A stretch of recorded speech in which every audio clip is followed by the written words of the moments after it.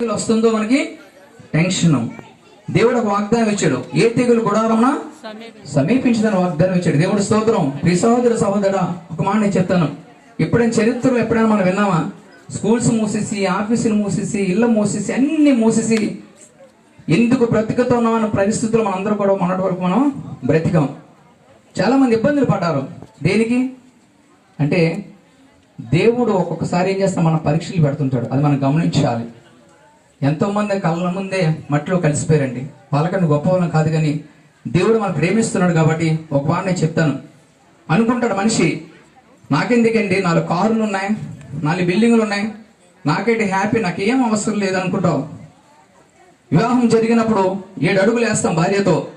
కష్టమైనా నష్టమైనా ఇరికైన ఇబ్బందులను ఏదైనా సరే నేను విడివనని మనం 7 అడుగులు వేసేటప్పుడు వాగ్దానం ఇస్తాం. కానీ కరోనాతో చనిపోయిన భర్తని భార్య ముట్టుకుందండి, ఏడిచిందా? మరి ప్రేమ ఏది? ఆ రోజు 7 అడుగులు వేసావు కదా నీ భర్తతో, 7 అడుగులు నేను అందం ఉంటాను నీతో అని చెప్పి, మరి భార్య చనిపోతే భర్త దగ్గరికి వెళ్ళదు, భర్త చనిపోతే భార్య దగ్గరికి వెళ్ళదు. పిల్లలు ఆస్తులు సంపాదించి ఆస్తులు ఇచ్చిన తండ్రి చనిపోతే పిల్లలు కూడా దగ్గరికి వెళ్ళి పట్టుకొని కనీసం ఆడడం కూడా అవకాశం అనేది లేదు. అంటే మనకు అర్థమైంది ఏంటి? దేవుడు తప్ప ఎవ్వరు మనకి సహాయము చెయ్యరు. దేవుడు స్తోత్రం. ఎందుకంటే నీ భార్య నీకు అవసరం వస్తే నీ దగ్గరికి రాదు, నీ పిల్లలు రారు, నీ భర్త రాడు, ఎవ్వరు నీ సహోదరులు కూడా దగ్గరికి రారు. ఈ 2020లో మనం నేర్చుకునేది ఏంటంటే, డబ్బు నీకు శాశ్వతం కాదు, బంధువులు నీకు శాశ్వతం కాదు, ఏది నీకు శాశ్వతము కాదు. కాబట్టి మనం అనుకుంటాం జీవితంలో సాగిపోతుందిలే, డబ్బు ఉంటే చాలు అనుకుంటాం. ఏ డబ్బు నిన్ను రక్షించలేదు. 4 అన్నదమ్ములు, 4 అక్కచెల్లెలు, నాకేంటి పెద్ద కుటుంబం, నాకు ఏదైతే వాళ్ళు చూస్తారు అనుకుంటాం. కానీ ఈరోజు బంధువులు కూడా చుట్టాలు నీ దగ్గరికి వచ్చారా? ఎవరు దగ్గర రాలేదు. అంటే ఎవరి ప్రాణం వాళ్ళకి తీపి.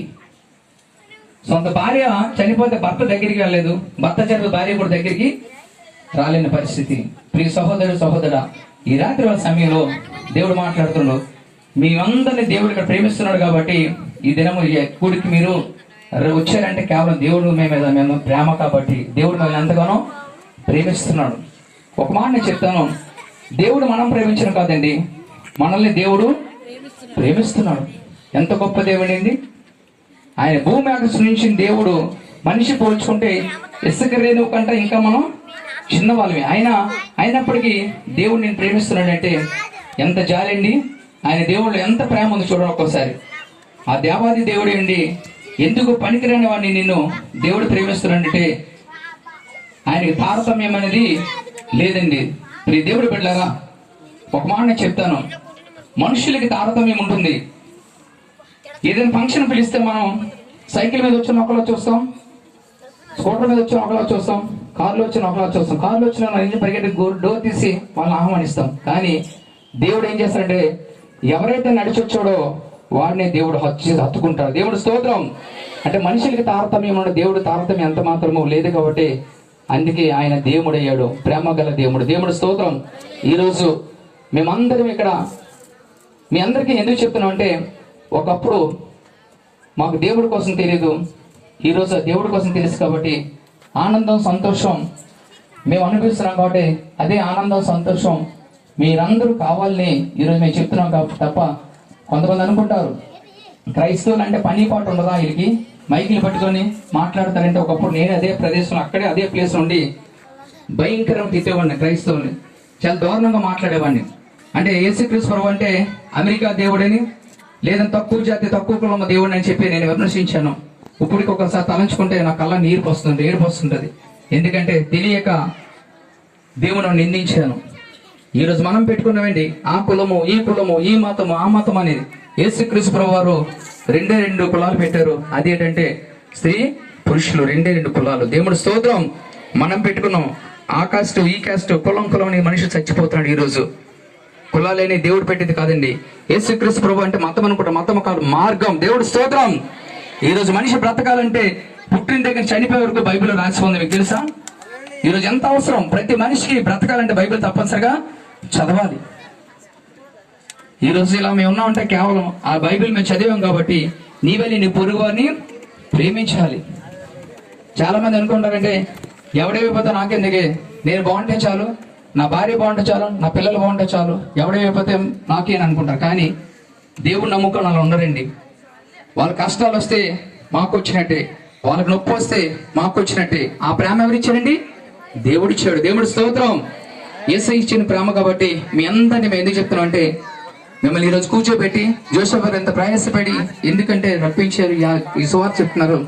ఆయన అయితే ఎంత ఆనందంగా సంతోషంగా ఉన్నారో అదే ఆనందం సంతోషం మీ అందరికీ చెప్పాలి తప్ప వేరే ఆయన డబ్బులు ఎక్కువై పెట్టలేదు. ఈరోజు ఈ కూడిక ఆయన పని పోటు లేకుండా పెట్టలేదు. కానీ మీరందరూ బాగుంటే దేవుడికి ఇవ్వాల్సిన ఆశీర్వాదానికి ఇస్తారు ఒక ఉద్దేశం తప్ప దీనిలో ఏది కూడా ఎంత మాత్రమో కాదని మీరు గమనించాలి తప్ప వేరే ఉద్దేశం ఎంత మాత్రమో కాదు. ఎందుకంటే యేసుక్రీస్తు ప్రభు భూమి మీదకి ఎందుకు వచ్చారంటే మన జీవితాల్ని మార్చడానికి తప్ప వేరే ఉద్దేశం ఎంత మాత్రమో కాదు. ప్రతి మనిషి కష్టాల్లో ఇరుకులు ఇబ్బందులు మగ్గిపోతున్నాడు. వాళ్ళందరికి విడుదల కోసమే వారి నుంచి దిగి వచ్చిన దేవుడు ఎవరైనా ఉన్నారంటే ప్రభువైన యేసుక్రీస్తు ప్రభు వారు. ఆయన సృష్టించిన దేవుడు సృష్టికర్తకి కనీసం నిలబడడానికి జన్మించడానికి స్థలము కూడా ఆయనకి లేదండి. ఎంత భయంకరం చూడండి ఒక్కసారి. సమస్తము సృష్టించిన దేవుడికి ఆయన జన్మించడానికి కనీసం ఏది కూడా లేదు. ఆయన జన్మించాలంటే రాజభవనంలో జన్మించగలడు. ఎందుకంటే సమస్తము సృష్టించిన దేవుడు. ఆకాశం కలుగును కాకంటే కలిగింది, భూమి కలుగును కాకంటే కలిగింది. సమస్తము కలిగిన దేవుడు జన్మించడానికి పశువులు సాల కూడా ఆయనకి లేదండి. నడి రోడ్డు మీద జన్మించిన తర్వాత పశువుల సాలలో ఆయనకి నివాసం దొరికింది. ఎందుకు ఆయన రోడ్డు మీద జన్మించారు తెలిసింది? కేవలం నిన్ను దవనంతం చేయడానికి ఆయన దరిద్రంగా భూమి మీద అవతరించాడు. దేవుడు స్తోత్రం.